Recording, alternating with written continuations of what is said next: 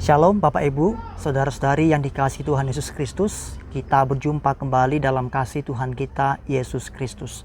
Hari ini saya mengajak kita semua untuk merenungkan kebenaran firman Tuhan yang saya beri judul, Jangan Menunda Berbuat Baik. Yang saya ambil dari 2 Korintus pasal 8 ayat 1 sampai 15.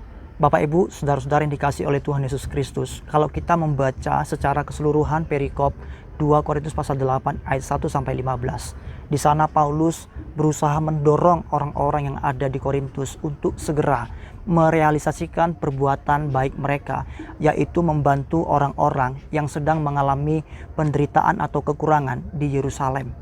Pada waktu itu jemaat Tuhan yang ada di Yerusalem sedang mengalami masalah sehingga mereka membutuhkan uluran tangan atau bantuan dari orang-orang lain. Sebagai orang percaya, Paulus juga mendorong jemaat yang di Korintus untuk ambil bagian dalam pelayanan kasih kepada jemaat yang ada di Yerusalem. Bapak Ibu Saudara yang terkasih, Paulus menjelaskan di dalam ayat 1 sampai ayat 5 dengan panjang lebar bagaimana jemaat di Makedonia telah lebih dulu membantu orang-orang yang ada di Yerusalem.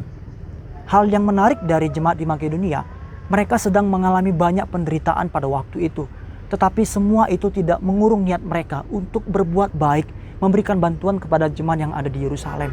Kita lihat bahwa kedewasaan iman kita dibuktikan dari sikap kita yang mau memberi atau memberikan perhatian kepada orang-orang di sekitar kita, khususnya jemaat-jemaat Tuhan anggota kerajaan Allah. Bapak Ibu Saudara yang terkasih, dan Paulus mendesak dengan segera orang-orang di Korintus untuk membantu jemaat yang ada di Yerusalem. Dan itu juga dibuktikan dengan pengutusan Titus di dalam ayat 6. Lalu di dalam ayat berikutnya, ayat 8, Paulus berkata, "Aku mau menguji keikhlasan kasih kamu." Hal ini menandai adanya keterpaksaan di antara jemaat di Korintus. Mungkin mereka semula sudah memiliki niat baik untuk memberikan bantuan kepada jemaat yang ada di Yerusalem. Tapi mungkin di antara mereka ada yang masih terpaksa. Dan hal itu membuat mereka menunda perbuatan baik mereka. Bapak Ibu Saudara, seringkali kita pun memiliki niat baik untuk membantu orang lain. Tetapi banyak hal yang terjadi dalam hidup kita yang membuat kita akhirnya menunda atau tidak melakukan sama sekali bantuan. Kita tidak merealisasikan niat baik kita tadi. Sebagai contoh, mungkin kita berniat ingin membantu orang-orang yang kekurangan di sekitar kita, orang-orang miskin atau di panti asuhan.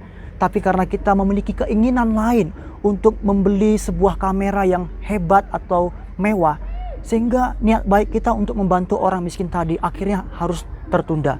Atau mungkin kita punya niat lain untuk memberi perabotan rumah, alat-alat elektronik yang bagus, yang mewah bagi kita, sehingga kita tidak dapat lagi memberikan bantuan kepada orang-orang di sekitar kita. Hari ini kita diingatkan kembali, kalau kita memiliki niat yang baik untuk membantu orang-orang yang ada di sekitar kita, kita tidak perlu menundanya. Sebab ketika kita menunda, itu membuktikan bahwa kita tidak punya kesungguhan hati. Niat baik yang tidak direalisasikan, bukankah itu bukti dari niat baik yang sebenarnya tidak diinginkan? Mari sebagai jemaat Tuhan kita belajar untuk segera berbuat baik. Selagi ada kesempatan, kita ambil kesempatan itu untuk berbuat baik dan memancarkan kasih Tuhan kepada setiap orang. Amin. Tuhan memberkati kita semua.